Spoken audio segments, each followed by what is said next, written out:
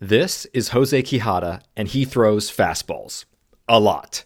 In fact, Jose Quijada throws fastballs more than any other pitcher in baseball by a mile, a ridiculous 93% of the time. On top of that, hitters only muster a 180 batting average against it. Jose Quijada's fastball turns major league hitters into AAA hitters. Shohei Ohtani, you're gone. Kyle Tucker, see ya. Freddie Freeman, have a seat. So you might be thinking, well, this fastball has got to be 100 miles an hour, right? Wrong. He throws 93 to 95 miles an hour, and he tops out at 97. That's pretty good, but that's not crazy. Okay, then maybe he's got crazy StatCast data or something?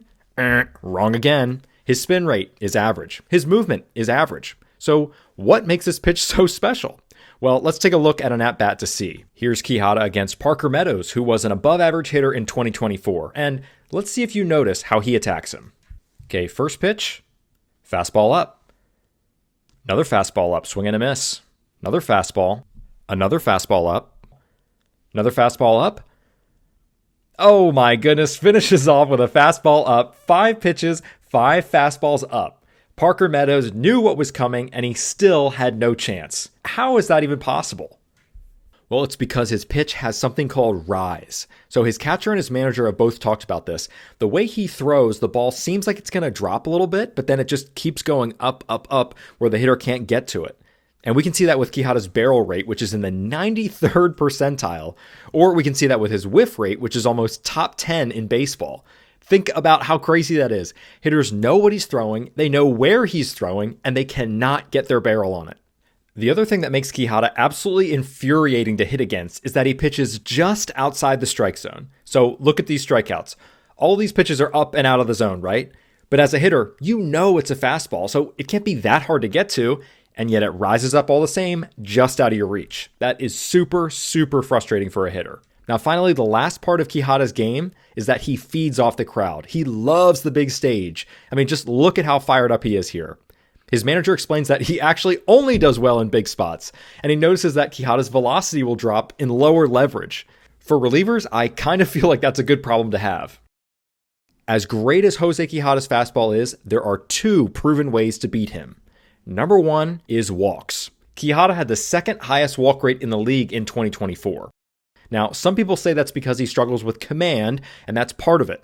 But as I said before, I think his whole game plan is to just edge that strike zone. So, as a hitter, you've got to be disciplined. You've got to watch those close pitches, and you got to let them go. Way number 2 to beat Jose Quijada is singles up the middle. So, this is a PSA to all the hitters out there. You're going to have a very hard time hitting a home run against Jose Quijada. But hitters have had success slapping singles up the middle. Just remember that rise on his fastball, so get your bat on top of the ball. And we can see that in Bregman's swing here, he's stepping right on it. And in that same inning, more Astros hitters used that same approach and got the same result. To put it super simple, if it's a pitch in the zone, you can hit it. If it's out of the zone, you can't hit it. This chart here shows us how hitters do against Quijada. You see all that red outside the strike zone? Okay, that means it's basically impossible to get a hit out there. But if it's a pitch in the zone, suddenly you turn into an all-star. So that's where the patience is so important. Now, sometimes you can do everything right and Quijada can still beat you.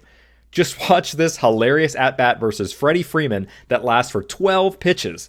Notice how almost every pitch in this at-bat is on the black or out of the strike zone. Now, he does throw a few super rare sliders. Those are the ones that tail off to the right like that kind of awkwardly, and you can sort of see why he barely throws those.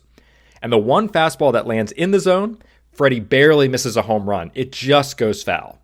So even though this at-bat ends in a strikeout, this is the right approach by Freddie. Be patient and wait for a pitch in the zone.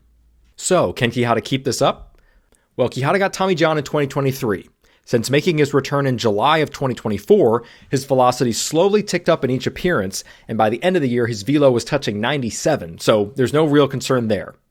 The bad news? His walk rate was up as his command wavered a bit, and as teams are slowly figuring out his game plan. But the underlying data on his fastball suggests that it's really an elite pitch, and until proven otherwise, it's going to be a really hard pitch to hit. And I love that. Jose Quijada is so fun to watch, and he's great for baseball.